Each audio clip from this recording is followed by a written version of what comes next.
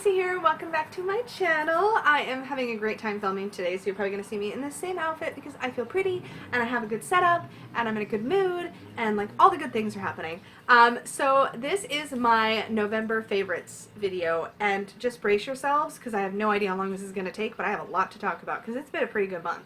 So for starters, I am holding a stone in hopes that I will not be too insane in this video. This is the one that my sister got me in October, and it is a brown tourmaline. There's another name for it. It feels really like stabilizing is a good word.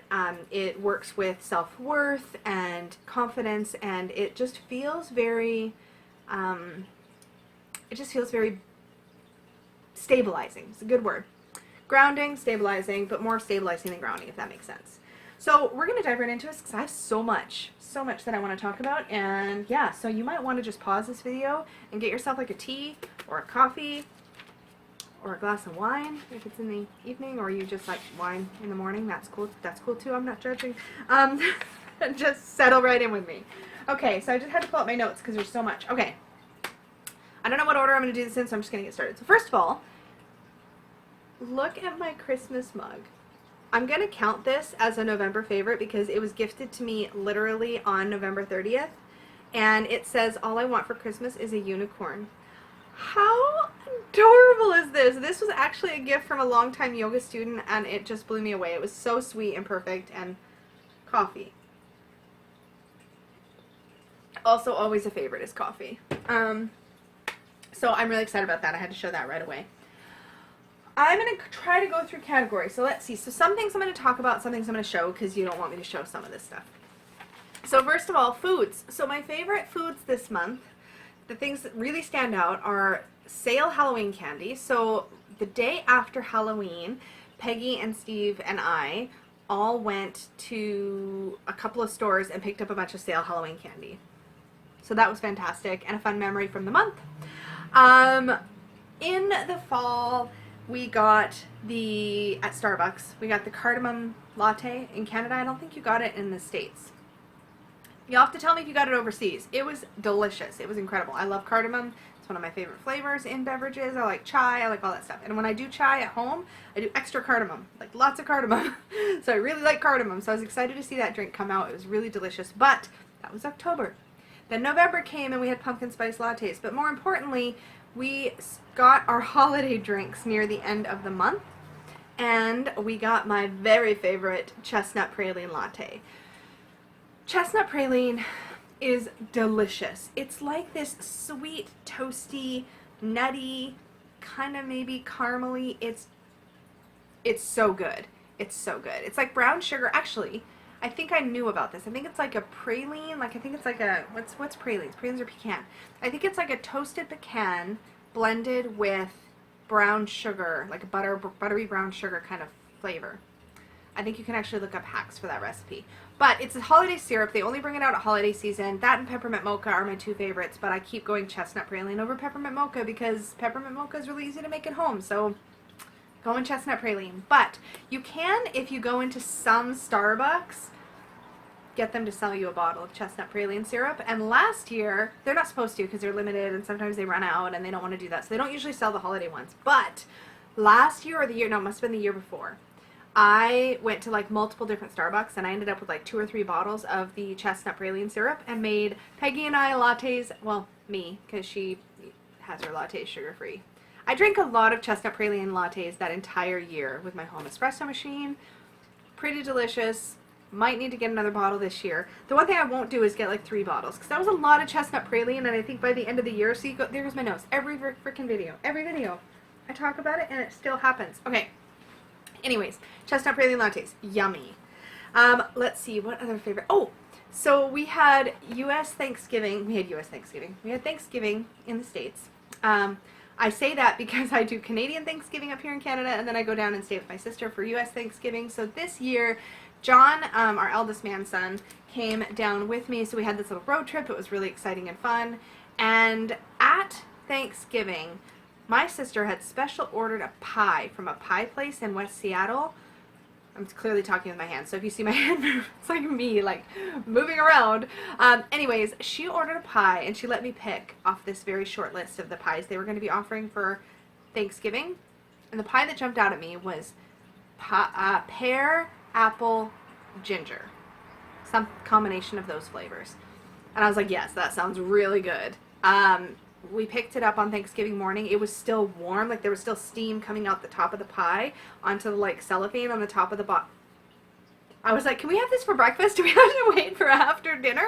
But I swear that was the best pie I've ever eaten in my entire life. Like, we literally had that pie for after dinner once we finally had room again, because we had dinner at, like, 4, I think, and then we had pie at, like, 9, so it was fine. Then we had more pie, I think, that night. And then we had pie for breakfast. Like, that pie was gone by midday the next day. Like, there was still turkey, stuffing, everything else. That pie was gone. And it was a big pie. And there was only, like, 3 of us. 1, 2, 3. Yeah. I don't know why I'm counting. It was delicious. The crust was incredible. The pie filling was incredible. It was, like, the right ratio of crust to fruit. I never realized I was so passionate about pie until I had this pie. It was really good.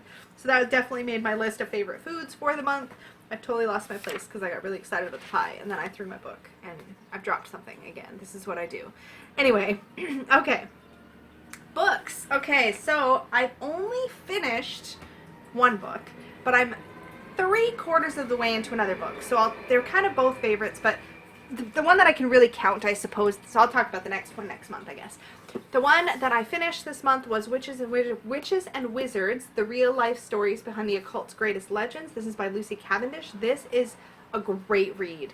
I heard about this book from, oh my gosh, why am I drawing a blank?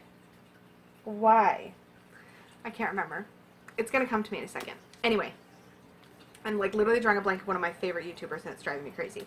Okay, so this book is fan-frickin-tastic. It's nonfiction, but it reads really easily. This is not the kind of, it's kind of like witchy wizardy history, but in small digestible bits. So it doesn't dive super deep into any one topic.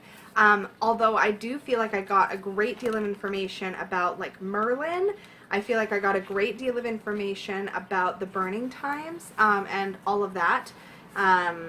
There was a lot in here, and it's a very worthwhile read, and it's a really fun book to have.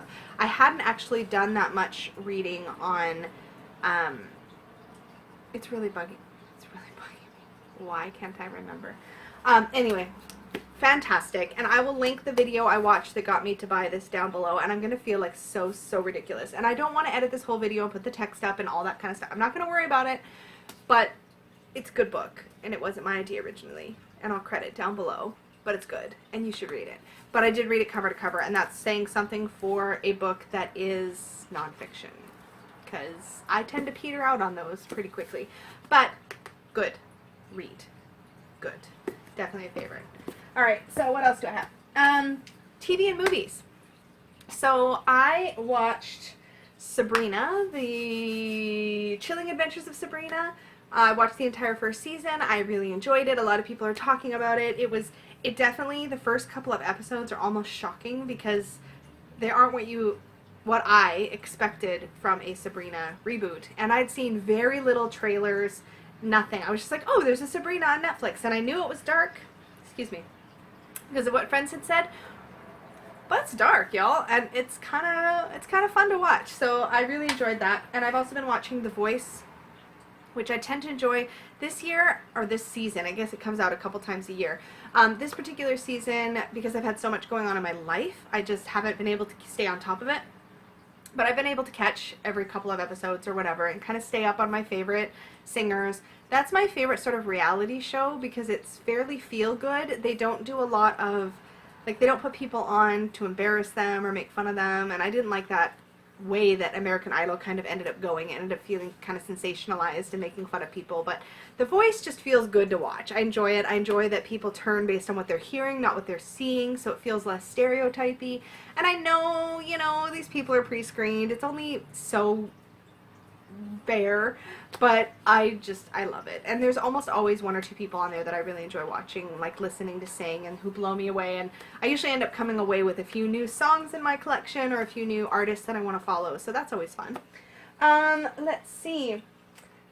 Self-care. So there's a few things. Firstly, my new unicorn friend you see on my bed here, this is Cupcake. I got Cupcake at Build-A-Bear, which is a very, very fun thing that I like to do with a friend of mine. We try to go about once a year together, sometimes more often, but about once a year we go and we get a bear, or, well, in this case, a unicorn built. I was so excited, actually, that Build-A-Bear had unicorns. I should pull it back so you can see the whole thing. Look, she's got furry hooves. How cute. And she smells literally like Cupcake, because I had them put a cupcake smell in her. So she's got a cupcake smell. That's why I named her Cupcake, because I'm super creative, right? But she's so cuddly and cute. I think Build-A-Bear is fantastic. I really wanted to get her a little outfit, and like a tutu, but it like made her really expensive, and I don't, like, this was a Build-A-Bear that I did with my friend 2 years ago, actually. I got my Cheer Care Bear, and these live in the bed with me, so, like, clothes just make them uncomfortable to cuddle, really. But I was excited to have a unicorn for Build-A-Bear. That's a fun thing, and she does stand up on her own, which is kind of cool. So that was a fun self-care thing. I always like to get into my inner child. That always feels really good and nurturing, so that was really fun. Also, so my sister and I were supposed to get together in Seattle in the summer, like mid-July-ish, right around my birthday. And so I was going to be going down to stay with her, but that was right around the same time that a whole bunch of health stuff came up with Bruno, who is, by the way, totally crashed out behind me with his cone. I'll talk more about that in a second. But we were going to, she had gotten me a gift, so she ended up giving it to me the next time she came up to see me, and it was a gift card to Ulta, which is a fun makeup and beauty store. Anyway, long story short, I didn't end up going down that trip because we had all this stuff going on with Bruno, and we couldn't leave him, and seeing specialists, and it was a crazy time. So she gave me the Ulta gift card, and the plan was the next time I was down in Seattle, we would go to Ulta, and it just worked out beautifully that I had that gift card and was down to see her for Black Friday. So that was really fun, and they had something in their Black Friday, like, door crasher special that just, I was like, that's what I'm getting with the gift card. So this is a gift for my sister, but it's Hello Kitty, but it's a face brush. So if you know about the face brushes, they're really soft. What's the name of it? I have like the worst memory. How do I even get by day to day? There's a really expensive, like $300-ish, maybe not that much, but Clarisonic. There's a really fancy Clarisonic face brush, and the brush rotates, and it's really good for like exfoliating your face, whatever. But it's expensive, and then you have to buy every 6 months or so. You need to replace these brushes, and that ends up being kind of an ongoing expense, which is a bit of a bummer. And the Clarisonic ones are really expensive. But when I saw this like limited edition one from Proactive coming out with like the cute Hello Kitty on it, and it's Hello Kitty, and it's Hello Kitty. I love Hello Kitty. I maybe haven't talked about it very much on this channel, but I love Hello Kitty. There's a little Hello Kitty hanging from a unicorn, stuffed unicorn, that was a gift from my nephew years ago, and it's a favorite. Anyway, love this. And it comes with this like charcoal little brush. I know you guys are watching this for tarot, and you're like, why are you talking about all this? But it's my life, man. And then it comes with like a regular, really soft brush, so I can change those out when I'm ready. And this is actually what tipped me over the edge. It comes with a silicone brush. So this is hygienic and can be like sterilized and used forever, unless it like actually starts to break down. I do have a different face thing that I was using that was silicone, that I got off of Amazon that I really liked, but this is really nice that it has the brush, and you can just change them out. So I was like, that's a good value, because I can use this until it's done, I can use this one until it's done, and then I can swap out to the silicone, or I can trade them out depending on what I need to do with my face. So yeah, really enjoyed that. That's definitely a favorite in the self-care category. The other favorite in the self-care category, which I also got at Ulta, are these really gorgeous sparkly eyeshadows. So these are by, I probably should put timestamps down below so you can just like skip to the tarot stuff. I swear I'll get there. Anyways, these are called Glitter and Glow by Stila, and I've got them on my eyes right now, and they are so glittery and so pretty. And they were like a little set of 3 minis for like, I think it was like $15 or something like that in the state. These make me so happy. I'm wearing the shade Kitten. Kitten, what's it called? Kitten Karma today. I'm going to use this one up so fast because it's like all I want to put on my face. But I actually tested these. So I got these with my sister when we were in Seattle. And then on Saturday when I was down to see her that same Thanksgiving Day weekend, I put this on first thing in the morning so I could film my deck review, my weekly deck review video while I was there with her. I wore it all day. Like late into the evening we went out to dinner, and then after dinner we went to this holiday lights show, which was incredible, and another favorite memory this month, which I might forget to mention later, but I'm going to mention it now. Favorite memory, the light show, or the light maze that we went to called Enchant in Seattle. Anyways, I wore this that whole night. Did not go to take off my makeup until like 11 p.m. So we're talking 12 plus like 5, like 17 hours. My eyelids were just as glittery when I went to take my makeup off as they were in the morning. Good stuff. Really exciting, fun things. Okay, what else do I have to show you? YouTube. Let me talk about YouTube a little bit. So, favorite YouTube things this month. There are 2. Yes, there are 2. I wrote them down. So the first was Simon from the Hermit's Cave interviewed, where's my grounding stone? There we go. Interviewed Deborah Koff-Chapin, the artist of the soul cards. If you've watched my channel at all, you know that I have had my soul cards for like 20-ish years, 22 years I guess by now. They are my favorite intuitive, deep deck for soul work, for past life readings, for anything where I'm just going to get into that vibe or that zone and start pulling cards and getting into the deep stuff. It's to the point where when I read with soul cards, I literally warn my clients or my friends or my family or whoever's getting a reading, and I say, look, these are going to get personal, they're going to get intense, stuff comes up that you're not expecting to come up, often difficult topics, often things you maybe don't want to address right now. So I only do private readings, and if somebody wants a soul cards reading and they're with their partner or something, I'm like, no, we need like a private, sorry, just dropped my stone. We need like a private space because this can get intense and stuff can bubble up or come up, or something will come out my mouth that will have to do with the past. And it's a really unique experience for me as a reader because it's very fluid and non-planned. There's no card positions. I just start pulling cards and start grouping them, and stories start coming up. And sometimes it stays in the current life, sometimes it moves into the past life. It's very organic and strange and awesome and amazing. And so they have those cards have a very important influence on me. I should have brought them to show you. That would have been smart, but I didn't get them down. Anyway, so watching Deborah on Simon's channel and watching her do like a live demo of the art, I was like grinning so hard it hurt while I was watching this video. And it was live, so that was really amazing to be able to be there for it as it was happening and watching it. So definitely favorite YouTube thing of the month. And also, I've really been enjoying Benabel Wen's Spirit Keeper Tarot series. She's been putting out all the videos that go along with that tarot. I have received my copy. I'll be working with it a little bit later on, probably towards the end of December into the new year.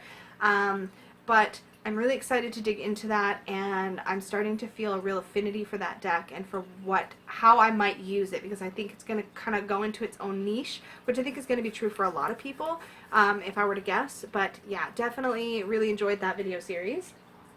Let's see, other random things, and I'll do decks and memories last. So let's see, so random things. My Peggy has gotten her embroidery machine, as you probably have all heard and seen by now. You know she's embroidering her little heart out right now. And one of the first things she did for me was make me a labyrinth reading cloth. This is quilted, and she backed it on this stunning, like, almost sheen metallic blue. She did a really fancy stitch on it that looks like little knots. And she embroidered this really gorgeous silvery blue labyrinth in the center of this cloth. Definitely one of my random favorites this month, along with my unicorn mug. No, seriously though, this looks so good in pictures. And what I really enjoy doing, because I often pull one tarot and one oracle card, is that on my Instagram post I would put the tarot on one side and the oracle on the other, and it just looks so sweet and good, and I love it. So that's probably one of my very favorites this month. And then the other like random favorite this month was from my Witch's Moon subscription box this month in November, was the Mystic Scribe, and it came with a writing set, which I will show you carefully so I don't drop it. that comes with a glass dip fountain pen, so it's a dip pen, and then 5 really lovely inks.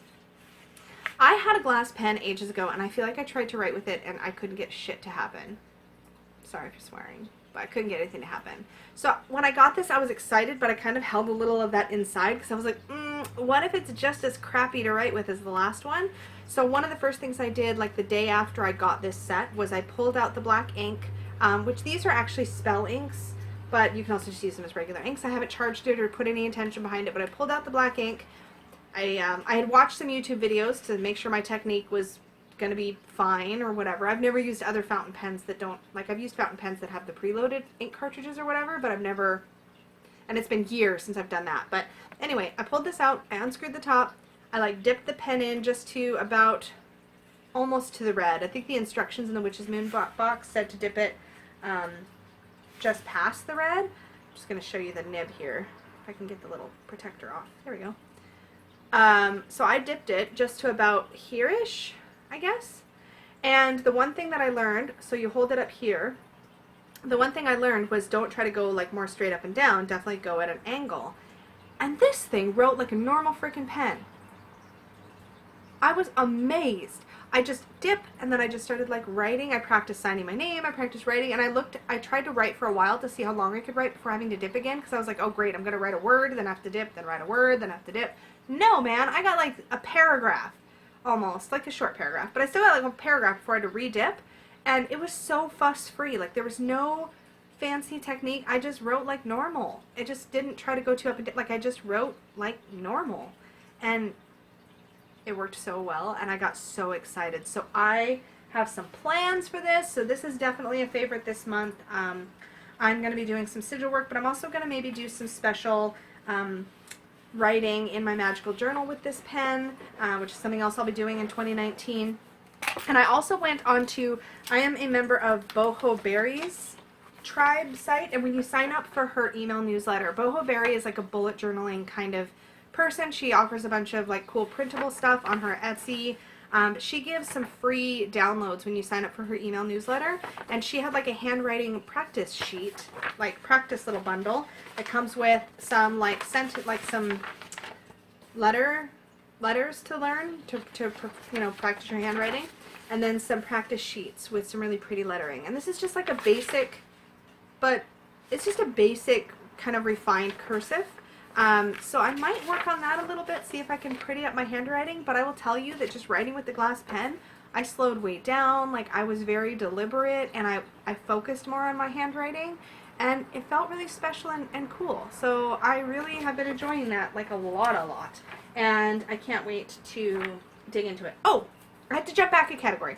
I just looked down at my notes and forgot to mention, like, the most favorite thing for TV and movies this month.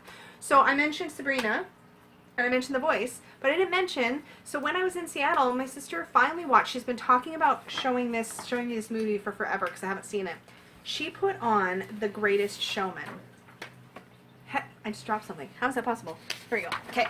She put on The Greatest Showman. Now, if you have not seen The Greatest Showman, it is like a musical movie about, like, the Barnum and Bailey circus, I guess. It is so freaking good. It has such strong, it's a musical. It has fantastic music. Like, I loved every song. One had me like, I was goosebumpy so many times throughout the entire movie. One song in particular is all about like self-worth and stuff, of course, got right to me.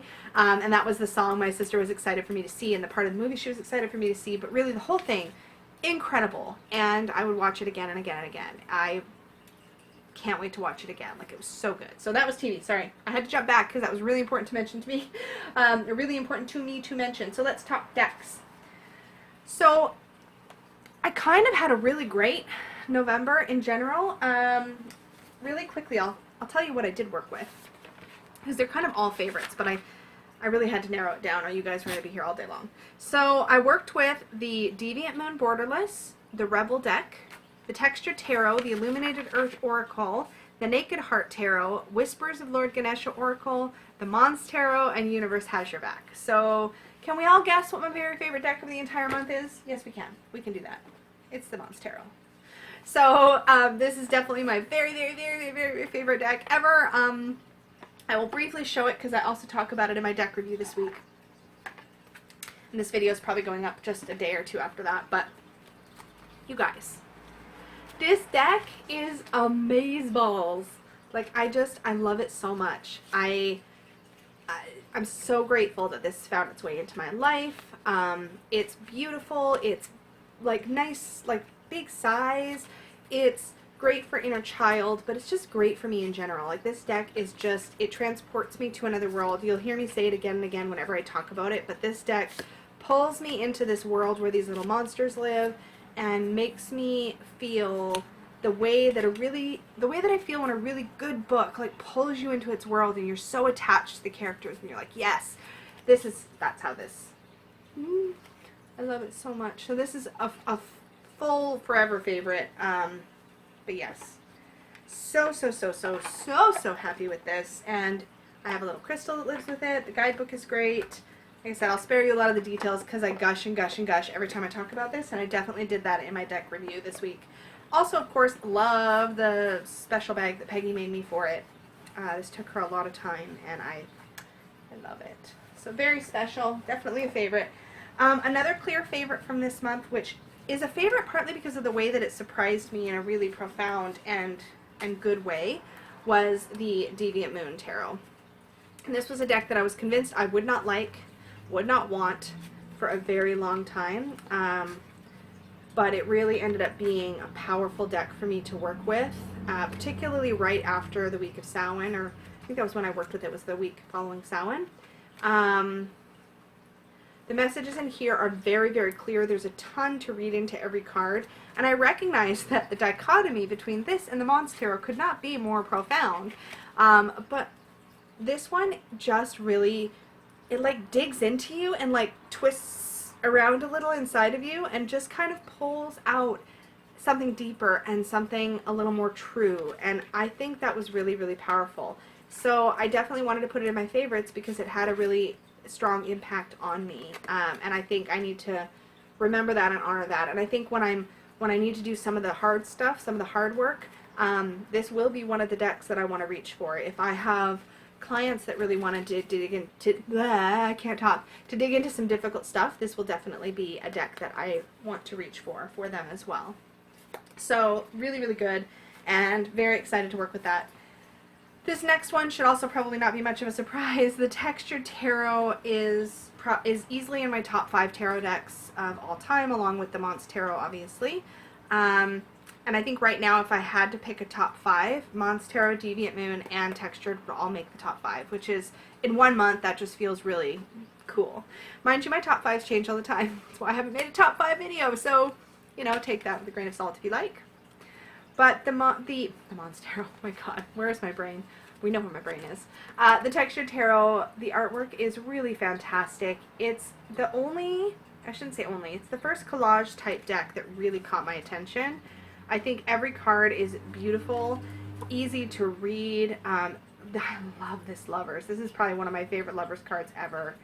Just the way that he's got his arms wrapped around her. That's a very safe, comforting feeling, and I love it.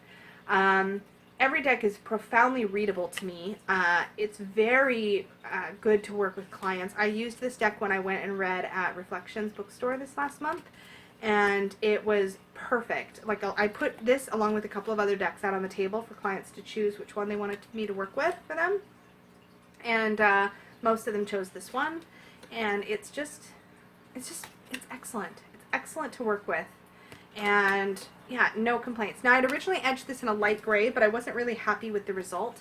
It was the really light gray, and it almost made it look dingy on the sides. But when I was in Seattle, my sister had a alcohol style marker that was a darker gray, and I really like the effect of the darker gray. I think that looks really, really nice.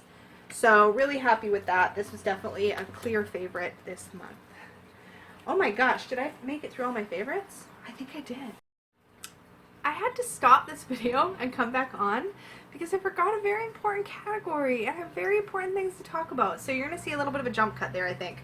I thought I was all the way through my favorites, but I forgot that I really want to talk about memories this month. There was a couple really profound things that happened this month that I really want to honor here on this video.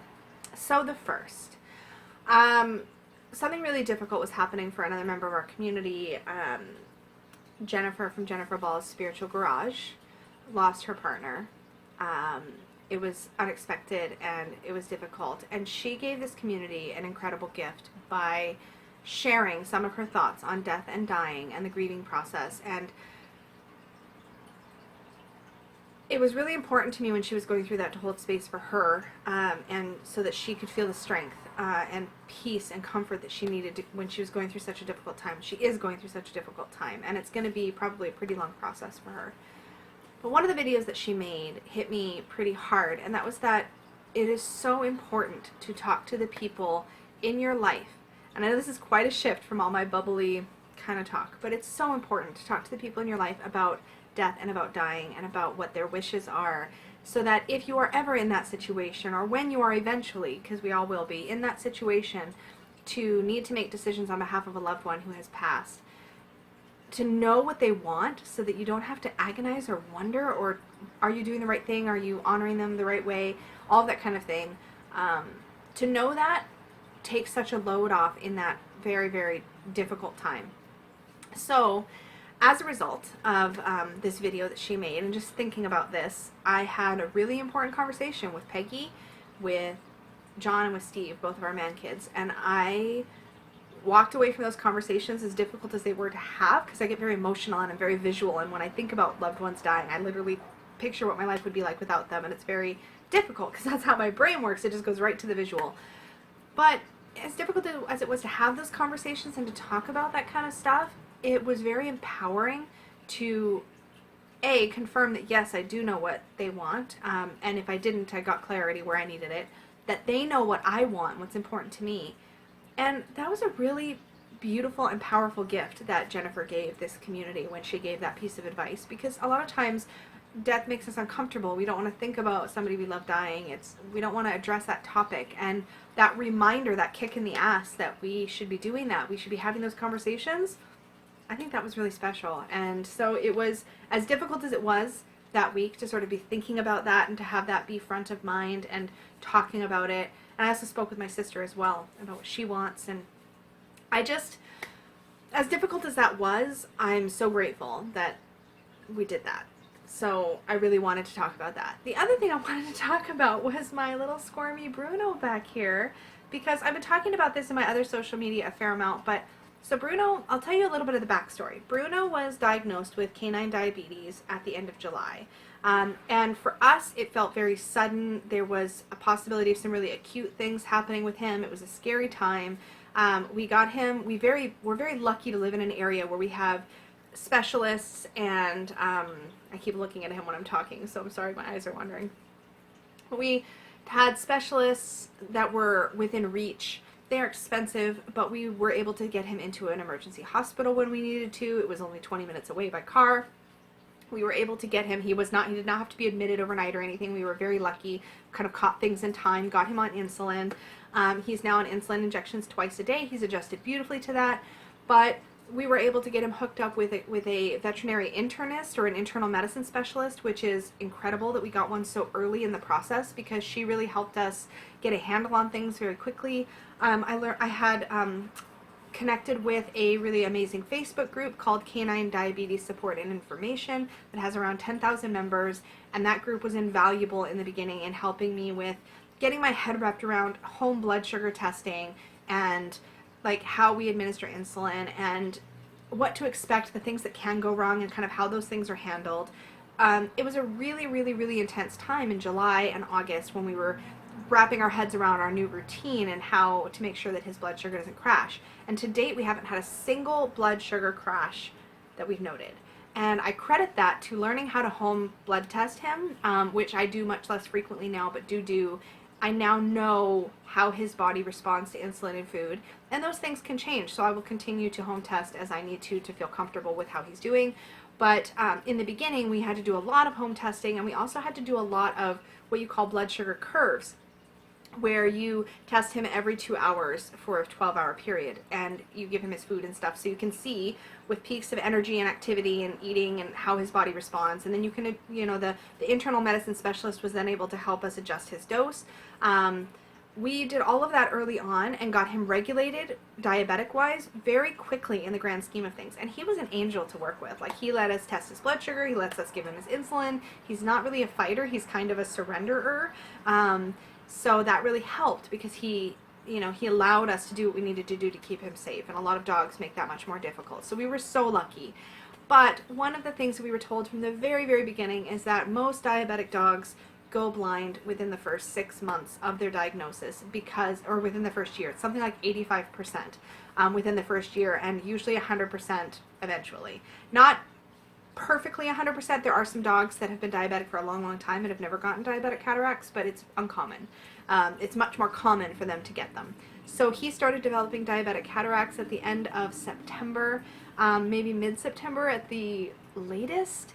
And by mid-October, his cataracts were really visible and dark to us. There are dogs that have much brighter, like whiter cataracts than he had. But he was clearly pretty much fully blind by mid-October. And that was hard for us. He did a pretty good job adjusting. He was running into stuff. He was much more cuddly and clingy. You could tell he had a little bit of that doggy version of anxiety, like he wanted to stay close to us. But he always jumped up on the furniture still. Even when he would bonk into stuff, he would just try again. Like, he was such a trooper. And it was so heartwarming to see how quickly he was able to kind of adjust to his new reality. But Peggy and I discussed it at length, and we're like, you know what? We want to get him cataract surgery. We'd read about it. We'd heard about it. We knew that it was expensive, but that the results are typically really good. And Bruno's only 5 years old. Like, he could be a very healthy diabetic. Dogs with diabetes do tend to live long, healthy, normal lives. So we could have him for another 10, 12 years. Like, I don't know how old he'll live, but he's only 5. So we've got at least another 5 years, easy, I would say, if his health stays good. So we're like, this isn't even halfway through his life. Like, we want him to have his vision. So we are also very, very, very, very lucky to have a veterinary eye specialist center 15 minutes from home. Like, it's closer than the emergency vet is. It's just ironically super, super close. And we are so blessed that that is so close. Lots of people have to travel to locations that are quite far from where they live in order to have this surgery. We were able to get him into the specialist center by the end of October. And we were pretty sure, because they're so backed up, that we weren't going to even get a surgery date until the new year. But we told them, hey, we live really close, so if you get a cancellation or a spot opens up, we can be flexible, so let us know. They did get a cancellation or some kind of spot opened up, and we were able to get him the surgery this week, or at the time of filming this. So Wednesday, the 28th of November, Bruno had his cataract surgery. It went beautifully. It was like textbook good. They were able to put new lenses in both his eyes. They got rid of all the cataracts. He could see right away after surgery. He's in a really long but very clear cone that he has to be in for like 4 to 6 weeks. And he has an intense medication regimen. So we've got to give him like 3 different drops 4 times a day, 2 different drops 4 times a day, 1 drop 3 times a day, and a couple oral medications. So he's on quite a bit of medication. But he's been doing so good, and it makes my heart so happy that he has his vision back. So this is my 10-minute long way of saying that I am so, so, so, so, so, so grateful that we were able to do that for him and that he is able to see, because it's the most incredible thing to watch him watch us. I'm going to cry. Okay, stop. Stop. It's incredible to watch him watch us move around the room and stuff. He'd gotten to the point where he could kind of tell generally where we were, and he would sort of point himself in that general direction. But he was so excited to be able to, like, look at us again. You could just see it, and it just made my heart so happy. So that has got to be my favorite thing of the month. It's also my most expensive thing of the month, so there's that too. But I'm so, so, so glad that he can see, and so grateful that his recovery is going well, and hopefully will continue to go well. He's got another follow-up in a few days. But so far, so good, and I'm really grateful actually to Tracy. Hopefully I got your name right, Tracy. Two Rocks Tarot, because she posted about the experience with her Oscar, who recently also underwent cataract surgery, not at all very long ago, like a few weeks before Bruno. And watching her talk about her experience and reading her Instagram post where she would talk about it was very comforting to me, knowing that his was coming up, because Oscar had some things come up right after that sounded like they were scary when they happened, but that got handled, and Oscar's doing really well now. And surprisingly, I like hearing the stories from people where it doesn't go textbook good, because then you're kind of mentally prepared about, okay, here's something that could go wrong, but it might still be fine, so don't panic. That's really helpful to me. So I'm going to add this on to the end of my video, and I'm actually going to sign off this time, but that was my favorites for the month of November. I hope you all have an amazing and magical December, and I'll talk to you all again very soon. Bye!